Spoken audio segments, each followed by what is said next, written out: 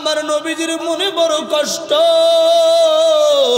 মক্কায় দাওয়াত দিতে পারলাম না, আমার বংশের লোকেরা মানলো না, তাই ভাবলাম তাই এত নির্যাতন,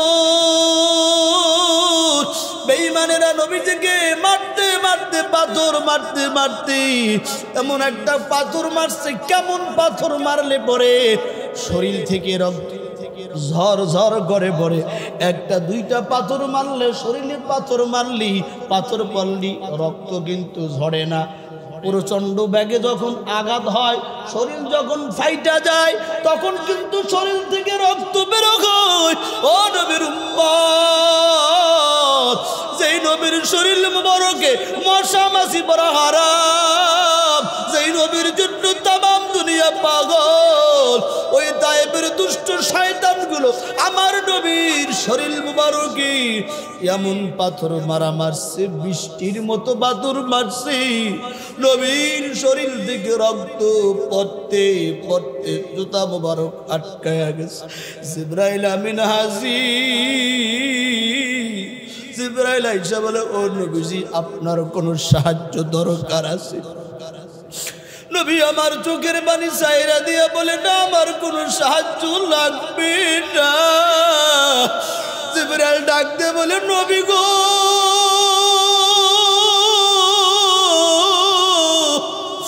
যেই মানুষগুলো আপনাকে নির্যাতন করতেছে, পাথর মারতেছে, এদের জন্য আপনি আপনার মুখ দিয়ে যদি একটু অভিশাপ দেন, বদদুয়া দেন, তারা সঙ্গে সঙ্গে ধ্বংস হয়ে যাবে। নবী আমার চোখের পানি চাইরা বলে, ও জিবরাইল, আমাকে তো আমার আল্লাহ অভিশাপ দেওয়ার জন্য পাঠাই নাই, আমাকে তো আমার আল্লাহ দুনিয়ার তামাম দুনিয়ার জন্য রহমত করে পাঠাইছে। এবার যাই আল্লাহর জিবরাইল ডাইকে বলে, ও নবী আমার, আপনি যদি অনুমতি দেন, যেই জমিনে যেই পাহাড়ের উপর আপনার রক্ত ঝরছে, ও নবী গো, আপনি যদি অনুমতি দেন, আপনি যদি চান, আমরা ফেরেশতারা আল্লাহর হুকুমে এই পাথর চাপা দিয়া তায়েববাসীদেরকে মেরে ফেলবো। আমার নবী আরো কান্না বেড়ে যায়।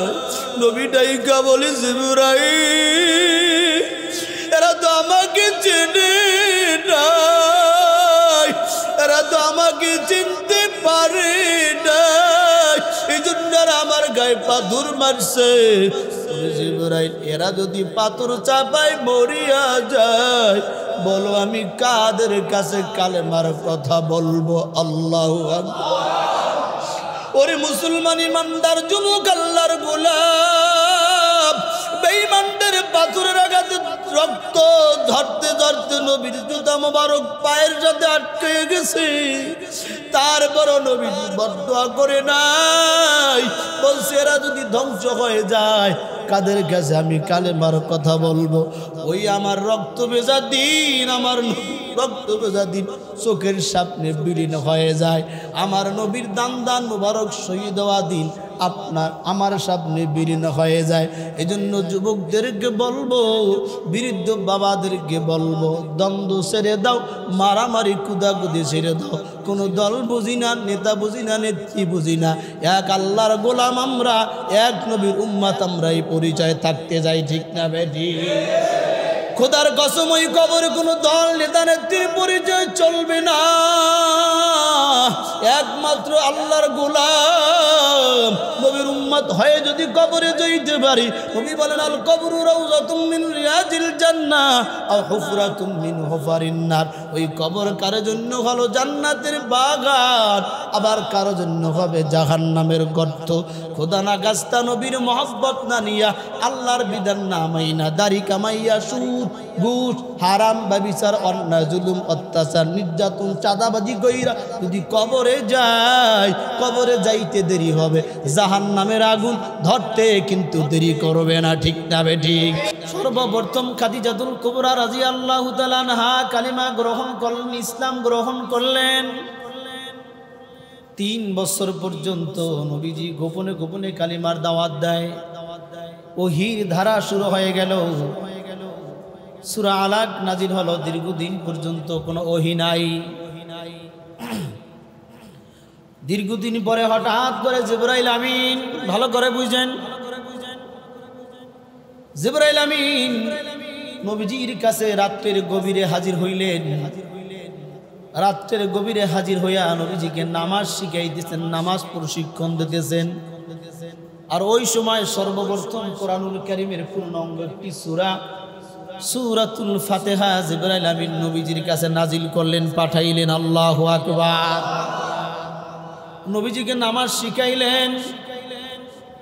নবীজি এবার খাদিজাতুল কুবরা রাদিয়াল্লাহু তাআলা আনহাকে নিয়ে রাতের বেলা তাহাজ্জুদ নামাজ পড়তেছেন, সূরা ফাতিহা তেলাওয়াত করতেছেন। আলহামদুলিল্লাহি রাব্বিল আলামিন আর রহমানির রহিম মালিকি ইয়াউমিদ্দিন ইয়্যাকা না'বুদু ওয়া ইয়্যাকা নাস্তাঈন ইহদিনাস সিরাতাল মুস্তাকিম সিরাতাল লাযীনা আন'আমতা আলাইহিম গায়রিল মাগদুবি আলাইহিম ওয়ালাদ-দাল্লিন। রাত্র গভীর, মাত্র একজন মুসলমান হয়েছেন খাদিজাতুল কুবরা। জিবরাইল আমিন সূরা ফাতিহা আইনা নবীজিকে নামাজ শিখাইলেন। নবীজি এবং খাদিজা রাতের গভীরে তাহাজ্জুদের নামাজ আদায় করতেছেন রবের দরবারে। কিন্তু তার চাচাতো ভাই আলী রাদিয়াল্লাহু তাআলা আনহু মাত্র 10 অথবা 11 বছরের বালক। খাদিজাকে বিবাহ করার পর আলী রাদিয়াল্লাহু তাআলা আনহু, তার বাবা হলো আবু তালিব। তারা 3 ভাই। কয় ভাই? আলী, জাফর, আকিল। আবু তালিব 3 ভাই। আবু তালিবের 3 সন্তান, জাফর, আলী আর হলো আকিল। আলী রাদিয়াল্লাহু তাআলা আনহু খাদিজাতুল কুবরা রাদিয়াল্লাহু তাআলা আনহাকে মুহাম্মদুর রাসূলুল্লাহ বিবাহ করার পরে, যেহেতু খাদিজার অর্থ সম্পদ ভালো, ফ্যামিলিগতভাবে ভালো, এই জন্য স্বাস্থ্য ভাই আলীকে মোহাম্মদ তার ফ্যামিলির মধ্যে রাখলেন। আল্লাহু আকবার। অর্থাৎ আলী রাদিয়াল্লাহু তাআলা তার বাবার সংসার আবু তালিবের কাছে থাকে না, মুহাম্মদুর রাসূলুল্লাহর কাছেই থাকে। আলী রাদিয়াল্লাহু তাআলা রাতের গভীরে আড়াল দিয়া দেখলেন বালক মানুষ, 10 অথবা 11 বছরের বয়স। দেখতেছেন আমার ভাই মুহাম্মদ, চাচতো ভাই, আর হলো খাদিজা আমার ভাবি, রাতের গভীরে কি তেলাওয়াত করলো, কার কাছে প্রার্থনা করলো। আল্লাহু আকবার।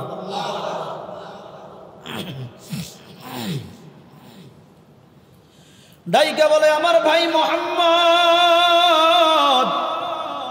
এই রাত্রির গভীরে আপনি কার কাছে কি প্রার্থনা করলেন, কি মন্ত্র বললেন, কি দোয়া পড়লেন, কিছুই তো বুঝলাম না। এর আগে এত সুন্দর দোয়াও তো কোনোদিন শুনি নাই। ও ভাই, কি এটা আপনি পড়লেন, কার কাছে মাথা নত করলেন, কি বললেন? মুহাম্মদুর রাসূলুল্লাহ সাল্লাল্লাহু আলাইহি ওয়াসাল্লাম ডাক দিয়া বলে, চাচাতো ভাই আলী, কি পড়ছি শুনতে চাও? আমাকে আল্লাহ তাআলা দুনিয়ার মধ্যে নবী করে পাঠিয়েছেন, আমার উপর আল্লাহ কোরআন নাজিল করেছেন, জিবরাইল আমিন আমাকে সূরা ফাতিহা শিখাইছেন, আর বলছে লা ইলাহা ইল্লাল্লাহ মুহাম্মাদুর রাসূলুল্লাহ। ও আলী, আল্লাহ তাআলা বলছেন আমি শেষ নবী, সৃষ্টিকর্তা আল্লাহ, আল্লাহ বাদে কোনো মাবুদ নাই। এই আরবের মধ্যে মূর্তি পূজা চলে, দেব দেবীর পূজা চলে, এগুলা করা যাবে না। এক আল্লাহর প্রতি ঈমান আনতে হবে, এক আল্লাহকে বিশ্বাস করতে হবে। ওই আল্লাহই তোমার আমার রব, তোমার আমার সৃষ্টিকর্তা, আল্লাহ বাদে কোনো মাবুদ নাই। মুহাম্মদুর রাসূলুল্লাহ সাল্লাল্লাহু আলাইহি ওয়াসাল্লামের কাছে আলী রাদিয়াল্লাহু তাআলা এই কথা শুনে বললেন, ও আমার ভাই মুহাম্মদ, আল্লাহ যদি আমার রিজিকের মালিক হয়, আমার হায়াতের মালিক হয়, তাহলে আমি তোমার কাছে তোমার ওই বিধান ধর্ম মানতে চাই। আল্লাহু আকবার। আমাকে পড়ায় দাও লা ইলাহা ইল্লাল্লাহু মুহাম্মাদুর রাসূলুল্লাহ। তাহলে মহিলাদের মধ্যে সর্বপ্রথম ইসলাম গ্রহণ করলেন খাদিজাতুল কুবরা, আর পুরুষদের মধ্যে সর্বপ্রথম ইসলাম গ্রহণ করলেন আলী রাদিয়াল্লাহু তাআলা আনহু। এর আগে একটু কথা আছে, আল্লাহর নবীর কাছে যখন আলী রাদিয়াল্লাহু তাআলা আনহু কালেমা গ্রহণ করার প্রস্তাব পেশ করলেন, আলী বললেন, ও আমার ভাই, আমার চাচা আবু তালিবের কাছে অনুমতি নিয়ে শুনি। মুহাম্মদুর রাসূলুল্লাহর এই কথা শুনে ছোট্ট আলী বালক মানুষ ডাক দিয়া বলে, চাচতো ভাই মুহাম্মদ, অনুমতি তো বাবার কাছে নেই, তবে তোমার ধর্ম যদি সত্য হয়, দেবদেবীর পূজা যদি করা না যায়, আমার বাবার কাছে অনুমতি দরকার নাই, কারণ আমার বাবার সৃষ্টিকর্তাও তো তাহলে আল্লাহ। ভাইয়েরা আমার, গভীর মনোযোগ। সর্বপ্রথম নারীদের মধ্যে খাদিজাতুল কুবরা রাদিয়াল্লাহু তাআলা আনহা ইসলাম গ্রহণ করলেন, আর পুরুষদের মধ্যে হযরত আলী রাদিয়াল্লাহু তাআলা আনহু ইসলাম গ্রহণ করলেন। কয়েকদিন পরে আবু তালিব মুহাম্মদুর রাসূলুল্লাহ সাল্লাল্লাহু আলাইহি ওয়াসাল্লামের কাছে আসলেন। আয়েশা দেখে তার সন্তান আলীর মধ্যে পরিবর্তন দেখা যায়। এ আলী, বাড়িতে চলো, তোমাকে তো নতুন নতুন মনে হয়, ব্যাপারটা কি? এবার আলী ডাক দিয়া কয়, বাবা আমার, তোমার ভাতিজা মুহাম্মদ যেই কালেমা প্রাপ্ত হয়েছে, ওহী নাজিল হয়েছে, নবী হয়েছে, তার ধর্ম আমি গ্রহণ করেছি। বলে চলো, বাড়িতে চলো। এবার আলী মুহাম্মদুর রাসূলুল্লাহর চেহারার দিকে একবার তাকায়, আর একবার তার বাবার চেহারার দিকে তাকায়। মুহাম্মাদের দরবার থেকে চলে যাব না বাবার কথা মান্য করব? মুহাম্মদুর রাসূলুল্লাহ ডাক দিয়া বলে, আলী যাও, বাবা যেহেতু তোমাকে নিয়ে যাইতে চায়, তুমি বাবার সাথে চলে যাও। এবার আবু তালিবের সাথে রওনা করছে, কিন্তু আলীর মনটা মুহাম্মদুর রাসূলুল্লাহর দিকে, চক্ষু বায়া বায়া পানি পড়ে। আবু তালিব ডাক দিয়া কয়, আলী রে, তোমার কি আমার সাথে যাইতে মন চায় না? আলী ডাক দিয়া বলে, বাবা, যেই সত্য ধর্ম গ্রহণ করেছি, যেই মুহাম্মাদের পরশ পেয়েছি, এমন সুন্দর কালাম শুনেছি, মুহাম্মাদের দরবার থেকে যেতে মন চায় না।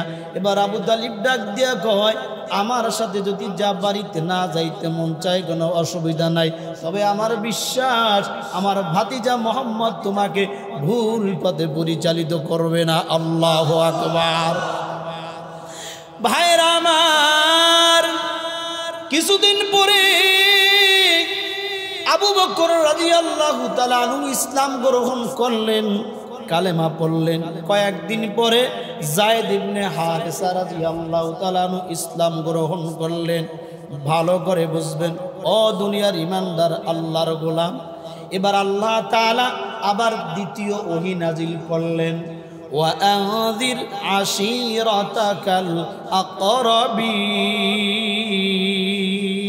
الأقربين واخفض جناحك لمن اتبعك من المؤمنين الله أكبر প্রথম ইকরা বিসমি রাব্বিকাল্লাযী খালাক সূরা আলাকের 5 আয়াত।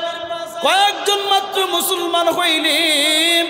দ্বিতীয় ধাপের সূরা শুআরার প্রথম কয়েকটি আয়াত ওহী নাজিল করলেন, ওয়া আযির আশীরাতাকাল আকরাবিন ওয়াখফিদ জানাহাকা লামিনাত তাবাআকা মিনাল মুমিনিন।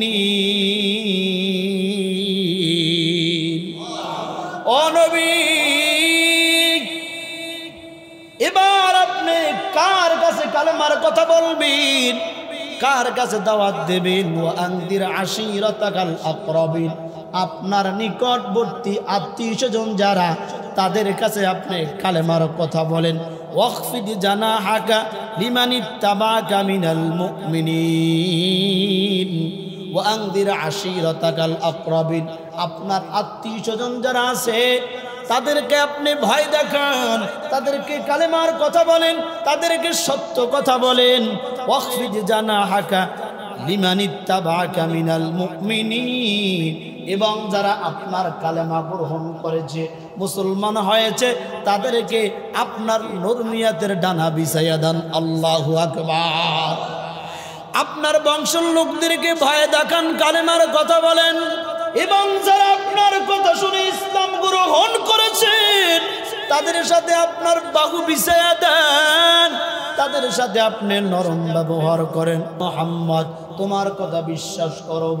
এবার মুহাম্মদ পাল্টা প্রশ্ন করে, আমার কথা আপনারা কেন বিশ্বাস করবেন? ডাক দিয়া বলে, এই 40 বছর পর্যন্ত মুহাম্মদ তুমি আমাদের সামনে বড় হয়েছ, তোমার থেকে কোনো মিথ্যা কথা বলতে দেখি নাই, তোমাকে কোনোদিন প্রতারণা করতে দেখি নাই, তোমাকে কোনোদিন মানুষের সাথে ঝগড়া করতে দেখি নাই, তোমাকে কোনোদিন আমানতের খেয়ানত করতে দেখি নাই। মুহাম্মদ এখন তুমি যদি বলো ওই পাহাড়ের পদদেশে শত্রু আছে, তোমার কথা মেনে নেব। এবার মুহাম্মদুর রাসূলুল্লাহ সাল্লাল্লাহু আলাইহি ওয়াসাল্লাম বললেন, ও আমার বংশের লোকেরা, তাহলে শুনে নেন, আল্লাহর পক্ষ থেকে আমাকে নবী বানানো হয়েছে, আমি শেষ নবী, আমার পরে আর কোনো নবী আসবে না।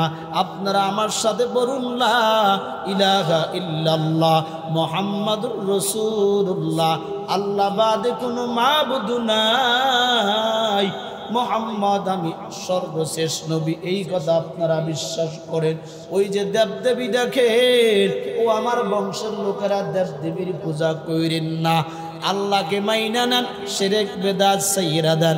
এই কথা বলার সঙ্গে সঙ্গেই 40 বছর পর্যন্ত যে আরবের মানুষগুলা, কোরাইশ বংশের মানুষগুলা নবীজির ছিল চরম বন্ধু, এই কথা বলার সঙ্গে সঙ্গেই ওই মানুষগুলা হয়ে গেল নবীর শত্রু।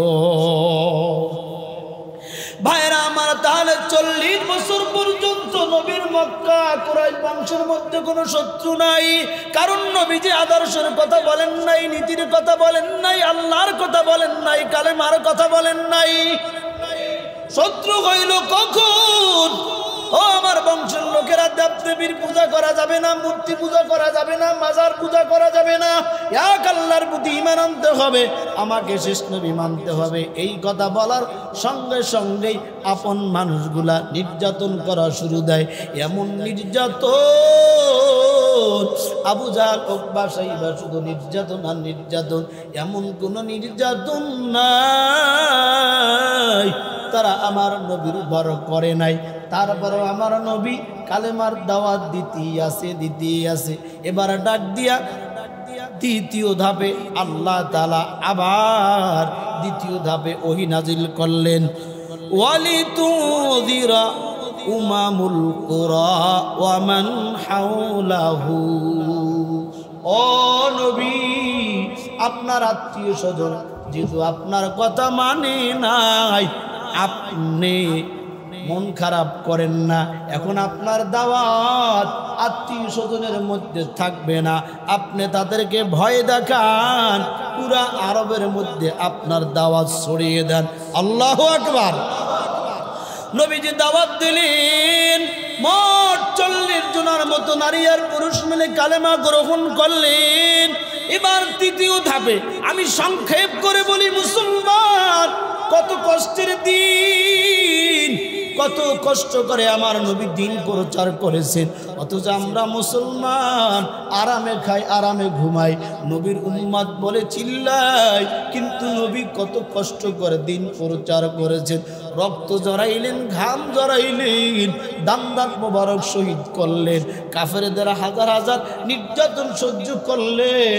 ওই নির্যাতন সহ্য করা দিন আপনার আমার সামনে বিলীন হয়ে যায়। দিন নিয়ে কত কথা বলা হয়, ধর্ম নিয়ে কত কথা বলা হয়। মুসলমান, তুমি আমি মুসলমান দাবি কইরা ঘুমাই, একটু দরদ লাগে না খোদার কসম। নবীর জন্য যদি দরদ না লাগে, মায়া না লাগে, খোদার কসম তুমি মুমিন হতে পারো নাই, ঠিক না বেটি?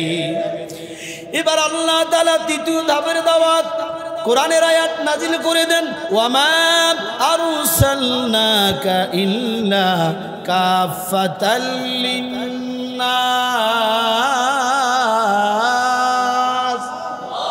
আরো জোরে, আরো জোরে।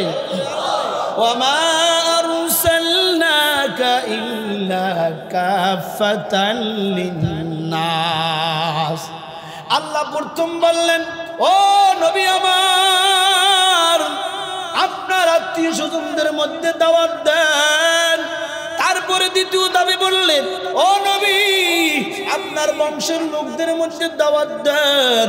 এবার তৃতীয় বললেন, নবী গো আপনি আপনার আত্মীয় স্বজন বংশের মধ্যে দাওয়াত দিলে হবে না, কারণ আপনাকে আমি আরবের জন্য শুধু পাঠাই নাই, আপনার বংশের লোকের জন্য পাঠাই নাই।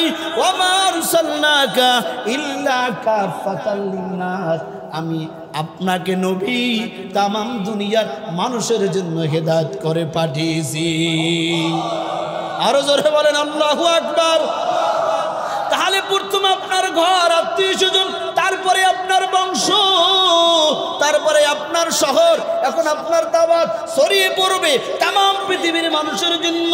ওয়া মা আরসালনাকা ইল্লা কাফাতাল লিন্নাস, আপনি তামাম দুনিয়ার মানুষের মধ্যে দাওয়াত ছড়াইয়া দেন। আমার নবী এবার মুসলমান যারা হয়েছে তাদেরকে নিয়ে কালেমার দাওয়াত দেওয়া শুরু করে দিলেন। কিন্তু এত নির্যাতনের কোনো শেষ নাই। নির্যাতন চলছে চলছে চলছে। সবচেয়ে বেশি নির্যাতন করছে আবু জাহাল নামের নরপিশাচ। এমন কোনো কষ্ট নাই আবু জাহাল আমার নবীকে দেয় নাই। একদিনের ঘটনা, এ মুসলমান ভালো করে শুনবা, ভালো করে বুঝবা।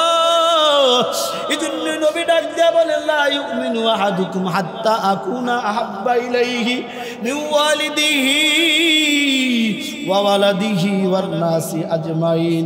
কোন মানুষ, কোন উম্মত ওই সময় পর্যন্ত খাঁটি ঈমানদার হতে পারবে না যতক্ষণ পর্যন্ত তার জান, মাল, ঈমান এমন সন্তান সন্ততির থেকে নিজের জীবনের চাইতে আমি নবী মুহাম্মদকে বেশি ভালো না বাসবে। আল্লাহু আকবার।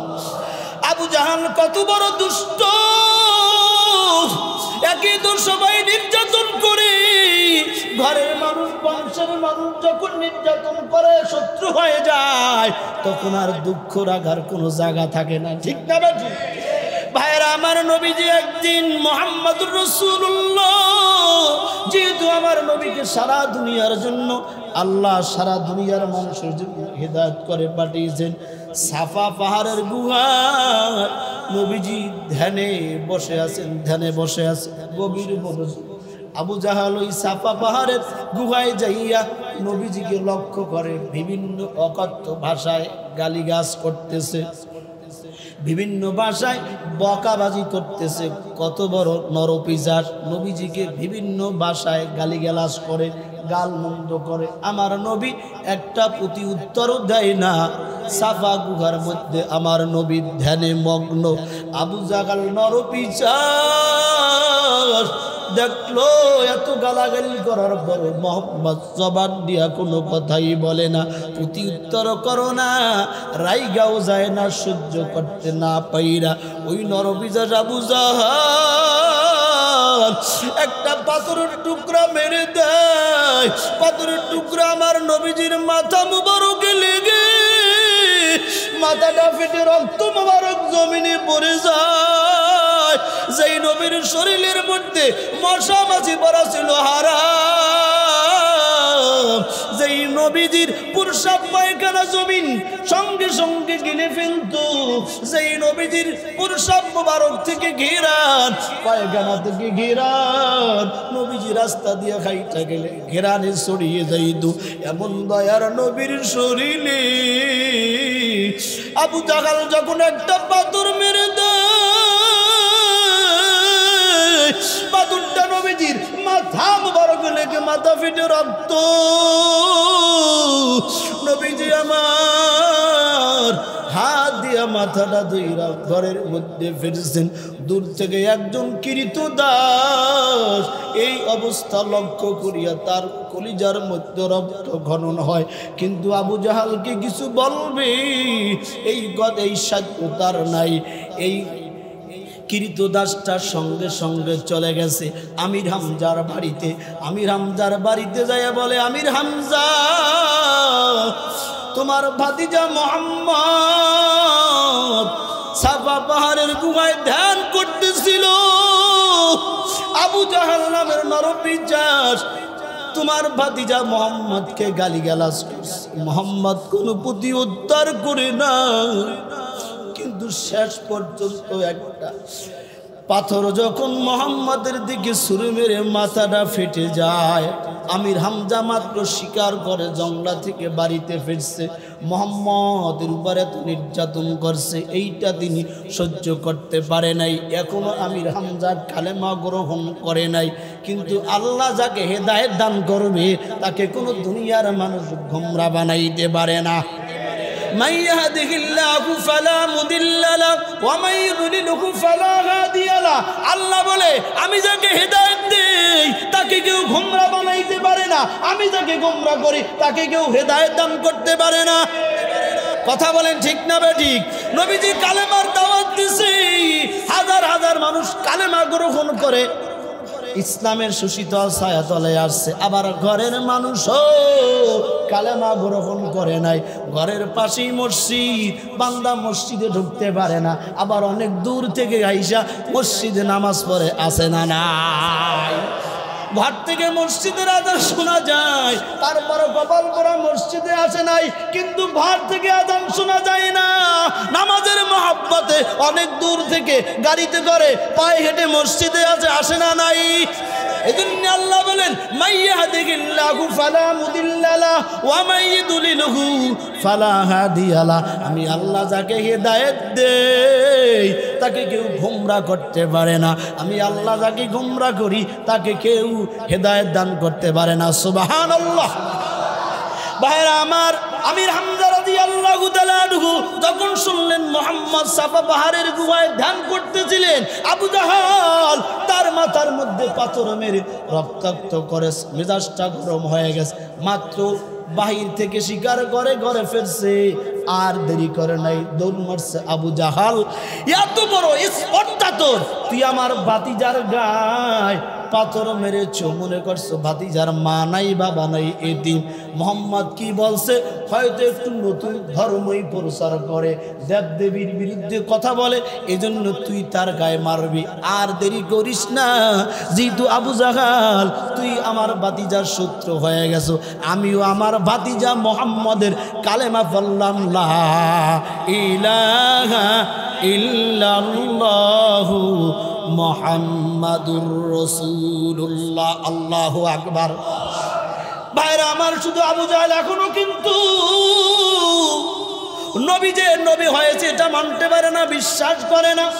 আবু জাহেল ডাক দিয়া কয়, ও মুহাম্মদ, তোমার পক্ষে অনেক মানুষ চলে গেছে, আমিও তোমার পক্ষে চলে যাব, তবে তুমি যে নবী হয়েছো এটা আমার কিছু পরীক্ষা করতে হবে। কি করতে হবে?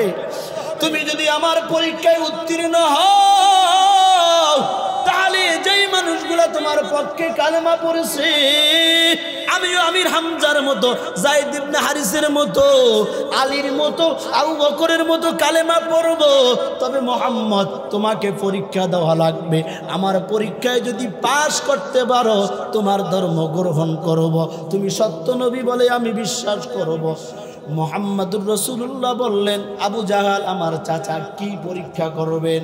এবার আবু জাহাল দূর থেকে অজানা থেকে মুঠের মধ্যে কয়েকটা পাথর আনছে। পাথর মুহাম্মদ সাল্লাল্লাহু আলাইহি ওয়াসাল্লাম দেখে নাই।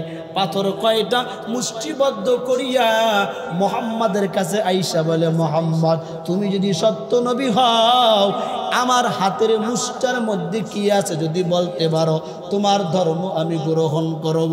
এবার মুহাম্মদুর রাসূলুল্লাহ ডাক দিয়া কয়, আমার চাচা, আপনার মুষ্টির মধ্যে কি আছে এটা আমি বলবো না, আপনার মুষ্টির মধ্যে কি আছে সেটাই বলে দেবে। এবার মুষ্টি বল, কি আছো? মুষ্টির পাথর কালেমা পড়ে ওঠে, লা ইলাহা ইল্লাল্লাহু মুহাম্মাদুর রাসূলুল্লাহ। আল্লাহু আকবার। কয় হায় হায়, কত বড় জাদুকর! হাতের মধ্যে কি আছে কেমনে দেখলো? মুহাম্মদ তো নবী না, জাদুকর। বলেন নাউজুবিল্লাহ। ও দুনিয়ার ইমানদার, এবার আবু জাহাল কয় বুঝছি জাদুকর, এবার তোমার আরো কয়েকটা পরীক্ষা করতে হবে। কি পরীক্ষা? এবার আবু জাহাল একদিন খেজুর পোড়াইয়া মুহাম্মাদের কাছে আনছে। ও আমার ভাতিজা মুহাম্মদ, তুমি যদি সত্য নবী হও, এই যে খেজুর পুইরা দিলাম, কারণ আবু জাহেল জানে পোড়া খেজুর দিয়া, পোড়া বেশি দিয়া কখনো গাছ হবে না, এই জায়গায় জাদুও চলবে না। ঠিক না ঠিক? ও আবু জাহেল, তুমি যদি সত্য নবী হও, তাহলে আমি খেজুর পোড়াইয়া তোমাকে দিলাম, তুমি পোড়া খেজুর থেকে গাছ উঠাইয়া দেখাইতে যদি পারো, তাহলে তোমার ধর্ম সত্য, এটা আমরা মেনে নেব। এবার মুহাম্মদুর রাসূলুল্লাহ বিসমিল্লাহির রহমানির রহিম বলে আল্লাহর নামে পোড়া খেজুরটা জমিনে লাগাইলেন।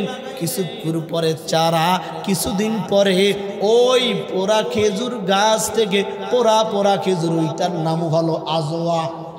কি খেজুর? আরো জোরে বলেন আল্লাহু আকবার।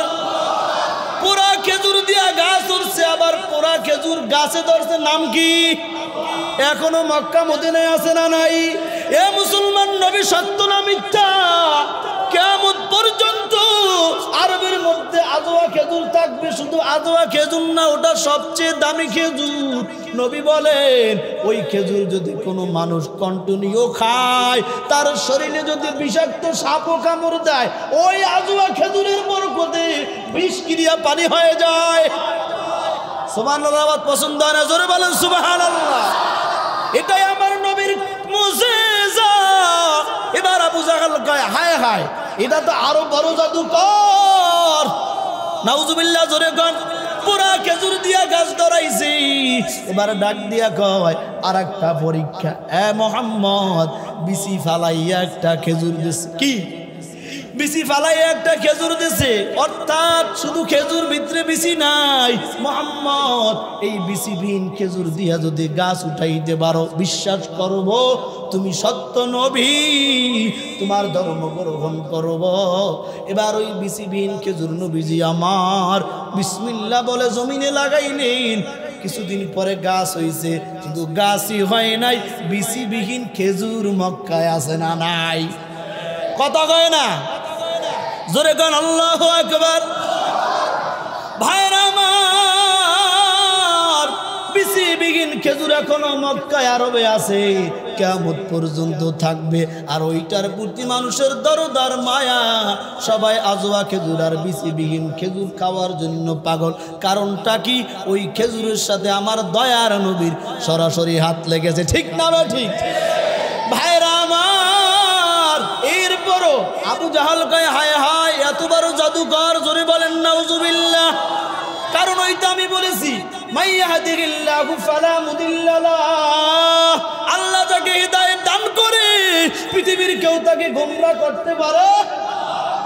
এবার আবু জাহাল কয় আমার পরীক্ষা শেষ হয় নাই, আরো একটা পরীক্ষা মুহাম্মদ, লাস্ট পরীক্ষা, শেষ পরীক্ষা। এবার তোমার ধর্ম আমি গ্রহণ করব।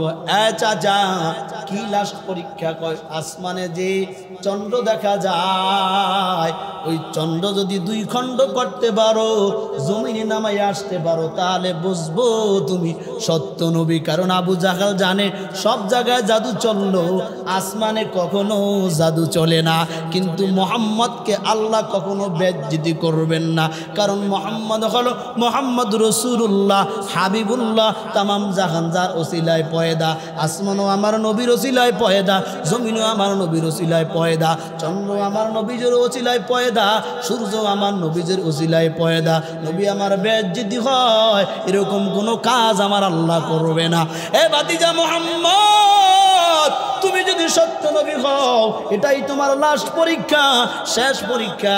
যদি চন্দ্র দ্বিখণ্ডিত করতে পারো, তাহলে বুঝবো তুমি সত্য নবী, তোমার কালেমা গ্রহণ করব। এবার নবীজি এই শাহাদাত অঙ্গুলি দ্বারা আসমানের চন্দ্র দিকে ইশারা করলেন, সঙ্গে সঙ্গে চাঁদ দ্বিখণ্ডিত হইয়া 2 জায়গায় পড়ে যায়। বলেন এখনো চাঁদের মাঝখানে একটা দাগ আছে না নাই? কথা কয় না? কথা কয় না? এটা আমার নবী মুহাম্মদ রাসূলুল্লাহ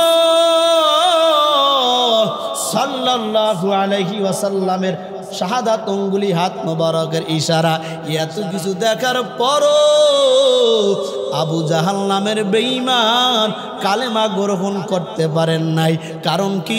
ওর কপালে আল্লাহ জান্নাত রাখেন নাই, জাহান্নাম রাখছে। ঠিক না বেঠিক? আজ বাংলার মুসলমান সারা পৃথিবীতে আলেমরা এত বয়ান দেয়, এত বুঝায়, ওরে মুসলমান 5 ওয়াক্ত আযান হয় মসজিদে আসো, আলেমেরা বয়ান দেয় মসজিদে আসো, দাড়িটা রেখে দাও, নামাজ 5 ওয়াক্ত পড়ো, হালাল হারাম খাও।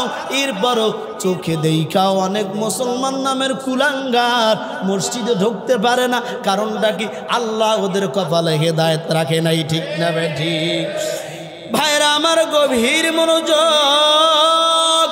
তাহলে আবু জাহাল এত কিছু দেখার পরও হেদায়েত পায় নাই, নবীজিকে বিশ্বাস করতে পারে নাই।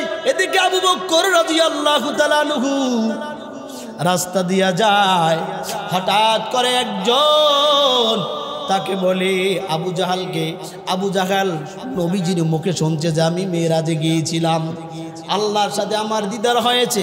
এরপরে আবু জাহাল নবীজির মুখে শুই না, বিশ্বাস করে নাই। আর একজন বেদুইন আবু বকরের সাথে রাস্তার সাথে দেখা হয়েছে, ডাক দিয়া কয়, তুমি যেই মুহাম্মাদের কালেমা পড়ছো, ওই মুহাম্মদ বলে এই এক রাত্রের মধ্যে সিদরাতুল মুনতাহা, আরশে আজিম, কলম, সিদরাতুল মুনতাহা সব জায়গায় ভ্রমণ করছে। এটা কি তোমার বিশ্বাস হয়? আবু বকর মুহাম্মদ রাসূলুল্লাহর জবান থেকে শুনে নাই, তারপর কয়, যদি মুহাম্মদ বইলা থাকে এই কথা মানতে আমার কোনো দ্বিধা নাই।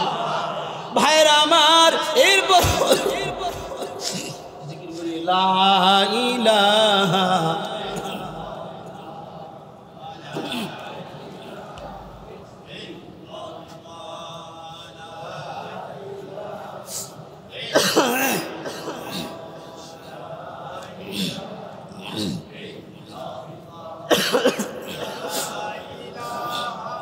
লা ইলাহা ইল্লাল্লাহু মুহাম্মাদুর রাসূলুল্লাহ। তাহলে ভাইরা আমার, আবু জাহাল এমন কোনো অত্যাচার নাই নবীজিকে করে নাই। তো নবীজি তার মক্কার মধ্যে কালেমার দাওয়াত দিলেন, কিন্তু মক্কার মানুষগুলা, কুরাইশ বংশের মানুষগুলা এমন কোনো নির্যাতন নাই, করে নাই। এবার নবীজি চিন্তা করলেন, আমার বংশের লোকেরা, মক্কার আশপাশের লোকেরা যেহেতু আমার কথা মানলই না, আমি আমার তায়েফের দিকে মনোনিবেশ করব, ওখানে যাইয়া কালেমার দাওয়াত দেব। মুসলমান গভীর মনোযোগ। কেমন করে নবীজির কে আমার কষ্ট দাও, কেমনে আমার নবীজিকে মহব্বত না করে পারো, কেমনে ওই নবীর গান গাও, অথচ নবীর আদর্শের সুন্নাত তোমার মাথায় নাই, তোমার মুখে নাই, গায়ে নাই। খোদার কসম, মুখ দিয়া নবীজির মহব্বতের গান গাইলে নবীজির আশিক হওয়া যায় না ততক্ষণ পর্যন্ত বডির মধ্যে নবীজির সুন্নাতের মহব্বত না লাগে। ঠিক না বেটি? ভাইরা আমার, নবীজি এবার তায়েফ গেলেন, মনে করছিলেন মক্কায় যেহেতু দাওয়াত আমার গ্রহণ করলই না, আমি তায়েফ যাই। তায়েফ যাওয়ার পর নবীজি যখন কালেমার দাওয়াত দেয়, কিন্তু মক্কার থেকে তায়েফের মানুষগুলো এত দুষ্ট, নবীজির পিছনে আবু জাহাল, উকবা, সাইবা, নরপিশাচ, নরাধমরা আমার নবীজির পিছনে বকাইটা ছেলেদেরকে লেলিয়ে দেয়। ওই বকাইটা ছেলেরা নবী যখন সিজদার মধ্যে যায়, নবীজির গায়ের মধ্যে পাথর মারে। নবীজি যখন রাস্তা দিয়া হেঁটে যায়, নবীজিকে বিভিন্নভাবে গালমন্দ করে। যেখানে যায় ওখান থেকে তায়েফের অলিগলি থেকে তায়েফের মানুষগুলা আমার নবীজিকে তাড়াইয়া দেয়। আমার নবীজির মনে বড় কষ্ট, মক্কায় দাওয়াত দিতে পারলাম না, আমার বংশের লোকেরা মানলো না, তাই বাসলাম। তাই এত নির্যাতন, বেঈমানেরা নবীজিকে মারতে মারতে, পাথর মারতে মারতে এমন একটা পাথর মারছে, কেমন পাথর মারলে পরে শরীর থেকে রক্ত ঝর ঝর করে পড়ে। একটা দুইটা পাথর মারলে, শরীরে পাথর মারলি, পাথর পড়লি, রক্ত কিন্তু ঝরে না। প্রচণ্ড ব্যাগে যখন আঘাত হয়, শরীর যখন ফাইটা যায়, তখন কিন্তু শরীর থেকে রক্ত বের হয়। ও নবীর উম্মত, যেই নবীর শরীর মোবারকে মশা মাছি পড়া হারাম, যেই নবীর জন্য তামাম দুনিয়া পাগল, ওই তায়েবের দুষ্ট শয়তানগুলো আমার নবীর শরীর মোবারকে এমন পাথর মারা মারছে, বৃষ্টির মতো পাথর মারছে, নবীর শরীর থেকে রক্ত পড়তে পড়তে জুতা মোবারক আটকায়া গেছে। জিবরাইল আমিন হাজির। জিবরাইল আইসা বলে, ও নবীজি, আপনার কোনো সাহায্য দরকার আছে? নবী আমার চোখের পানি চাইরা দিয়া বলে, না, আমার কোনো সাহায্য লাগবে না। জিবরাইল ডাক দিয়ে বলে, নবী গো,